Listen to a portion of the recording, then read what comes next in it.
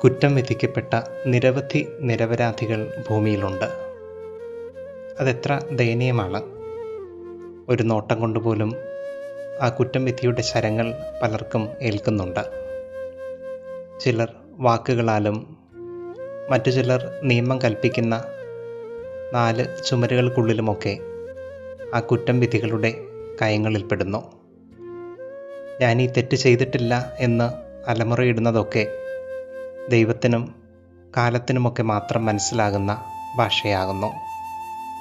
കുറ്റം വിധികളിലേക്ക് മനസ്സ് ചായാതിരിക്കാൻ നാം ഇനിയും ചിലതൊക്കെ മനസ്സിലാക്കേണ്ടിയിരിക്കുന്നു എന്നൊരു സൂചന കൂടി ക്രിസ്തു നൽകുന്നുണ്ട്.